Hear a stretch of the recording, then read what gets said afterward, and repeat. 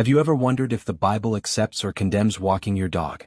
Maybe you love your furry friend but feel unsure if this simple daily habit fits with your faith. It can be confusing when you want to honor God in every part of your life but don't know where this fits.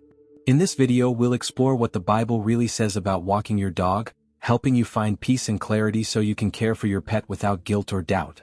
But before we can proceed, are you subscribed to the channel? Make sure you are so you can always stay tuned to the latest videos. Now with that out of the way, let's get into this discussion. Many Christians believe that every part of life should reflect their relationship with God. This includes not just what they do at church but also their daily habits, like how they talk, how they work, and even how they take care of animals.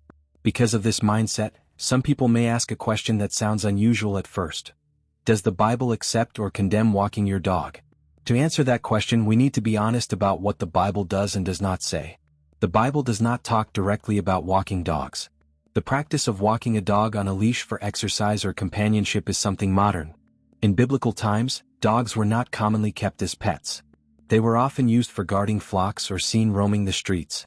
That's why, in many Bible verses, dogs appear in negative contexts. But we'll talk more about that in the next section. Still, just because the Bible doesn't mention an activity doesn't mean it has no answer. The Bible often teaches through principles instead of naming every possible situation. One key principle is found in 1 Corinthians 10 verse 31, where Paul writes, "So whether you eat or drink or whatever you do it all for the glory of God." This verse tells us that even ordinary activities should be done in a way that honors God. That includes how we care for animals and how we use our time. So, the real question is not simply whether dog walking is mentioned in Scripture. The real question is whether walking your dog supports biblical values. Does it reflect care, responsibility, and balance? Or does it lead to neglecting spiritual priorities, selfishness, or turning an animal into an idol? In the Bible, God calls people to live with wisdom and purpose. Ephesians 5 verses 15 to 16 says, "Be very careful then how you live, not as unwise but as wise, making the most of every opportunity." That includes how we handle everyday actions. Even small things matter if we want to live a life that pleases God.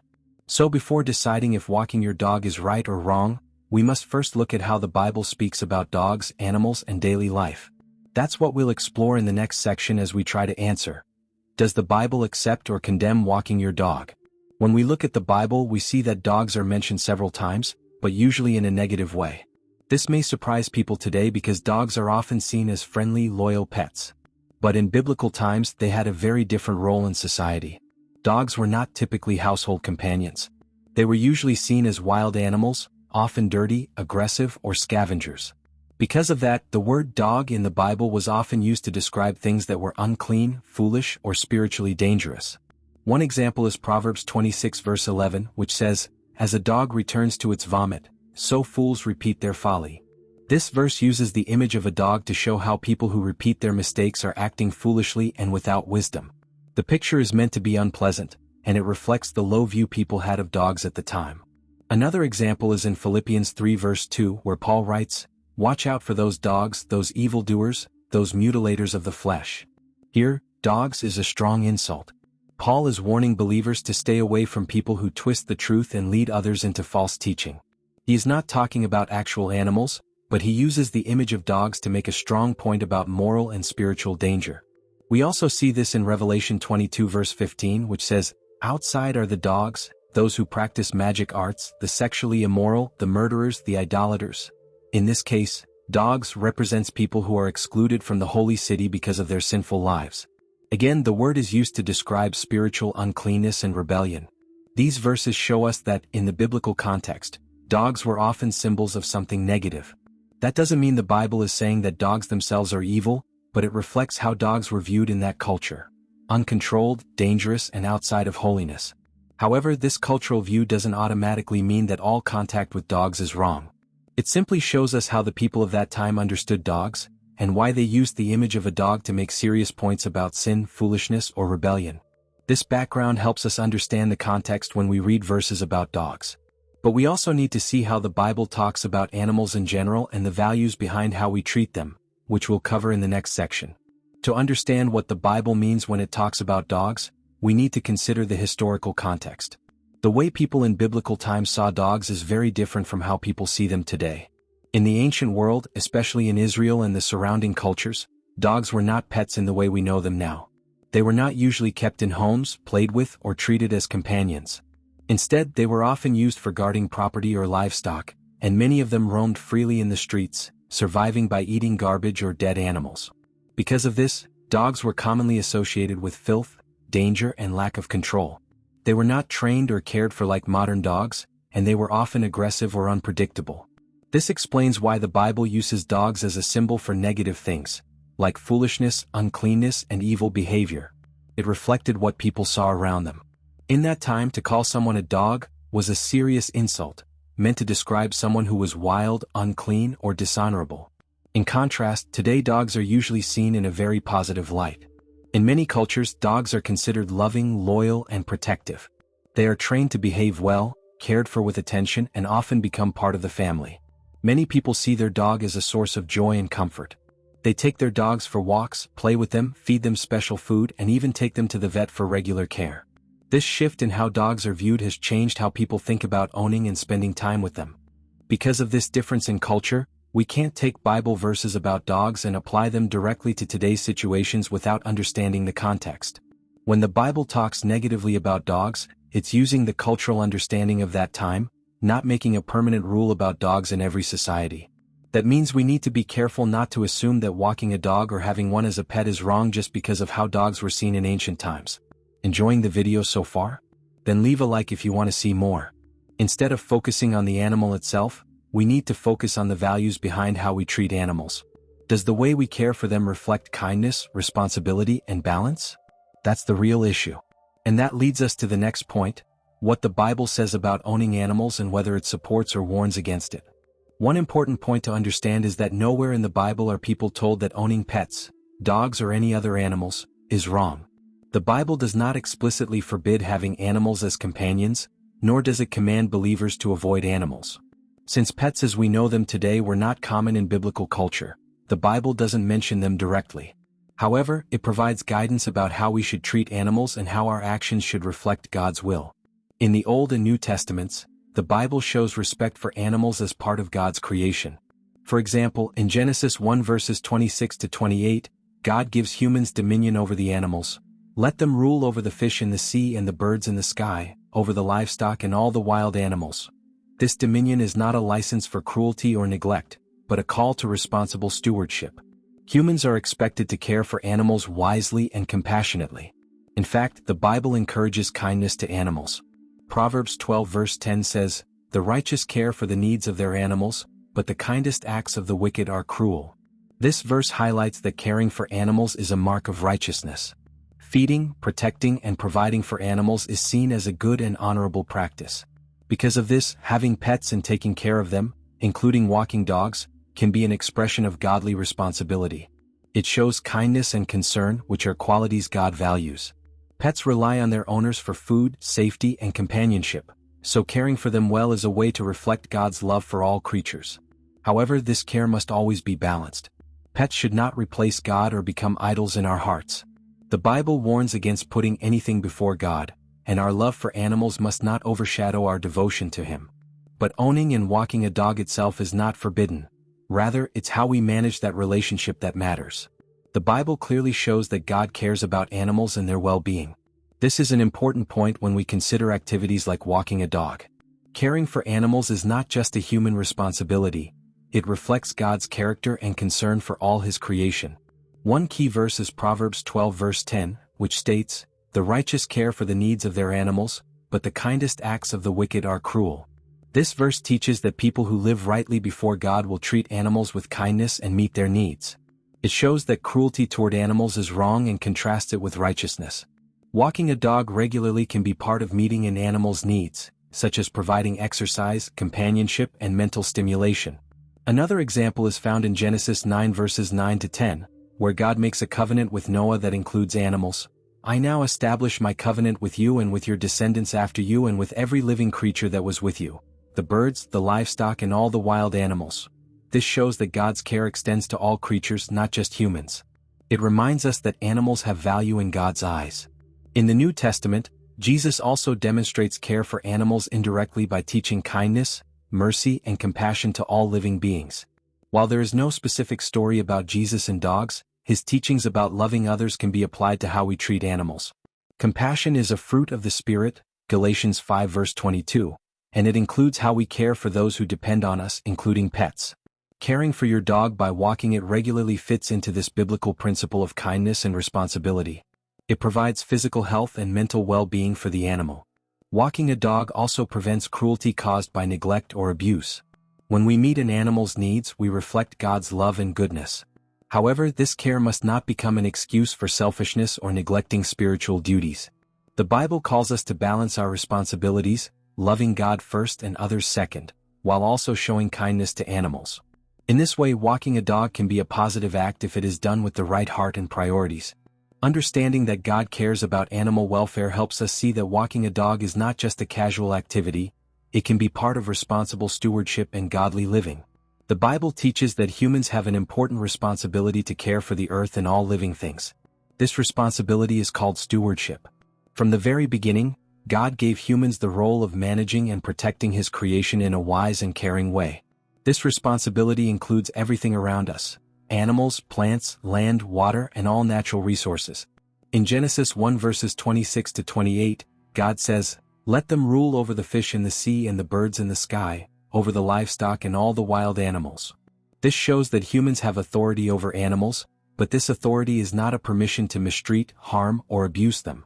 Instead, it is a call to take good care of animals, to protect them, and to use natural resources responsibly. This stewardship requires respect, responsibility, and kindness. Another important verse is Psalm 24 verse 1, which says, "The earth is the Lord's and everything in it." This means that everything on earth belongs to God. People do not own the earth, they are only caretakers. This truth should make us humble and grateful because God has entrusted us with His creation. Understanding this helps us to care for animals and nature with care and respect, knowing that we are managing what ultimately belongs to God. Walking your dog is one way to care for God's creation. It helps your pet stay healthy and happy by giving it exercise and fresh air. It also shows that you are taking responsibility for your pet's well-being. Caring for animals in this way reflects the stewardship role God has given us. Stewardship is not only about how we care for animals but also about how we use our time and resources. Walking your dog should be done in balance. It is good to care for your pet, but this activity should not take too much time or distract you from your most important duties, like loving God, spending time with family, and serving others. The Bible encourages wise use of time in Ephesians 5 verses 15 to 16, which says, "Be very careful then how you live, not as unwise but as wise, making the most of every opportunity." In summary, biblical stewardship means caring for animals, the environment, and all creation with responsibility and respect. Walking your dog fits into this idea when it is done with the right heart and balance. It is part of living out God's command to care for the world He made and managing it well. Walking your dog is often seen simply as a physical activity or a daily routine. However, from a biblical perspective, it can also be a meaningful time for spiritual growth and reflection. The Bible encourages believers to use their time wisely, making every moment count in a way that honors God. This means that even ordinary activities like walking your dog can become opportunities to live out your faith. One important teaching from Jesus is found in Mark 12 verse 31, where He says, "Love your neighbor as yourself." Walking your dog can create natural chances to interact with neighbors, friends, or strangers. These interactions, even if small, such as a friendly greeting or a helping hand, are ways to show kindness and love. They can open doors to build relationships and share God's love in everyday life. Walking your dog can also provide valuable time for personal prayer or reflection. Being outside, away from the usual distractions of home or work, gives space to think clearly, thank God, or ask for guidance. The Bible encourages moments of quiet and stillness, as in Psalm 46 verse 10, "Be still and know that I am God." During a walk, you can use this time to focus your thoughts on God, grow closer to Him, and find peace in His presence. Additionally, the responsibility of caring for your dog while walking, making sure it is safe, well-behaved, and happy, reflects qualities the Bible values such as love, patience, and responsibility. These traits are important not only in how we treat animals but also in how we treat people. Caring well for your dog can be a simple way to practice God's call to love and serve others. However, it is important to maintain balance. Walking your dog can be a spiritual opportunity only if it complements, rather than replaces, essential spiritual practices such as prayer, Bible study, worship, and fellowship with other believers. Your walk should enrich your faith, not distract from the core activities that build your relationship with God. When approached with the right mindset, walking your dog becomes more than exercise or routine. It can be a time to live out biblical values, show love to others, and deepen your spiritual life.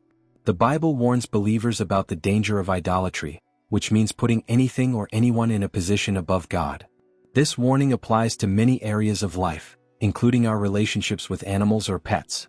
While dogs can bring joy and comfort, they should never take the place of God in our hearts. In Exodus 20 verse 3, God commands, "You shall have no other gods before me." This is the first and most important commandment. It means that God must always come first in our lives.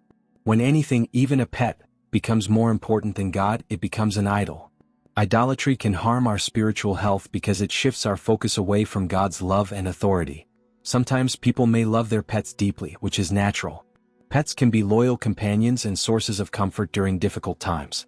But when that love turns into dependence or obsession, it can cause problems. For example, if someone spends more time, money, or emotional energy on their pet than on God, family, or serving others, their priorities are out of order. The Bible teaches that we should love God above all else and love others as ourselves. Matthew 22 verses 37 to 39. If a pet replaces time with God or interferes with loving other people, it can become a spiritual issue. The problem is not the pet itself but the way a person's heart is attached to it. Recognizing this danger helps believers examine their hearts honestly. It encourages a healthy balance where pets are loved and cared for, but God remains the center of life. Pets should be a blessing, not a barrier to spiritual growth. Being aware of idolatry also helps us set proper boundaries. It reminds us to put God first in every decision, including how we care for and interact with animals. Walking a dog is good and responsible, but it should never become an excuse to neglect our relationship with God. Living a life that pleases God requires balance in every part of our daily routine, including how we care for pets like dogs. The Bible teaches that self-control, wisdom, and careful decision-making are essential for believers. These qualities help us avoid extremes and keep our focus on what truly matters. This principle applies to walking your dog just as much as it does to any other activity. Walking your dog is generally a positive and healthy habit. It provides physical exercise for both you and your pet, helps reduce stress, and allows time to connect with nature. It can also be a chance to meet neighbors or take a break from the busyness of life. All of these benefits make dog walking a good practice when done appropriately. However, it is very important to ensure that walking your dog does not consume too much of your time or distract you from your spiritual duties. The Bible encourages believers to use their time wisely and avoid wasting it on things that do not honor God or build up their faith. In Ephesians 5 verses 15 to 16, Paul instructs, "Be very careful then how you live, not as unwise but as wise, making the most of every opportunity." This means making intentional choices that prioritize God's kingdom and your spiritual growth. If walking your dog begins to interfere with crucial activities such as prayer, reading the Bible, worship, or spending meaningful time with family and friends, it could indicate a lack of balance. Overindulgence in any good activity can become a problem when it leads to neglecting more important responsibilities. Even activities that seem harmless can take a wrong turn if they replace what is essential in your spiritual life. Balance also involves examining your motives. Are you walking your dog out of genuine love and responsibility for the animal's well-being? Or are you doing it to avoid other responsibilities, to relieve guilt, or as a way to cope with stress? It is important to maintain good intentions and ensure that your pet's needs are met without sacrificing your relationship with God and others. Maintaining balance in walking your dog means managing your time and priorities well. It means enjoying the benefits of caring for your pet while keeping your heart focused on God. This balance shows the wisdom and self-control that the Bible calls believers to practice in every part of their lives. After thoroughly examining what the Bible says about dogs, animals, stewardship, and spiritual priorities, we come back to the original question. Does the Bible accept or condemn walking your dog? Although the Bible does not mention this specific modern activity directly, it provides important principles that guide how believers should live their lives in a way that honors God in every action. Throughout Scripture, God emphasizes the importance of how we manage our time, how we treat the creatures He created, and where our hearts are truly focused. Walking your dog is not condemned by the Bible. Instead, it can be an expression of responsible and loving care for an animal that depends on you. It can also serve as an opportunity to show kindness to others, reflect on your spiritual life, and build connections within your community. Activities like this can be part of a balanced life that includes caring for God's creation and relating well to people. At the same time, the Bible strongly warns against allowing anything or anyone to take the place of God in your heart. Pets, including dogs, should never become idols or distractions that lead you away from your relationship with God or the command to love and serve other people. Exodus 20 verse 3 clearly states, "You shall have no other gods before me." This is the foundation of our spiritual life and priorities, affecting all parts of how we live, including how we spend our time and to whom we give our affection. What truly matters is the condition of your heart and your priorities. Walking your dog is acceptable and good in God's eyes when it is done with love, care, responsibility, and balance. If your actions help you become a better steward of creation, show kindness to others, and grow closer to God, then they align with biblical values and bring glory to Him. However, if walking your dog causes you to neglect your relationship with God, your family, or your spiritual growth, then it becomes harmful. The Bible places more importance on the motivations and priorities behind our actions than on the actions themselves. The Apostle Paul encourages believers in Ephesians 5 verses 15 to 16 to, "Be very careful then how you live, not as unwise but as wise, making the most of every opportunity." This means using your time and energy wisely to focus on what truly matters. The answer to whether walking your dog is accepted by the Bible is not a simple yes or no. It depends on how and why you do it. When walking your dog helps you honor God, care for His creation, and love others, it is good. When it distracts you from these things or becomes an idol, it is problematic. This thoughtful and balanced approach helps believers make wise decisions in all areas of life. It shows that the Bible guides us not only in major moral issues but also in everyday choices, encouraging us to keep God first in all we do. Do you own a dog or a pet? And if so, do you walk with them? Let me know your opinions in the comments down below.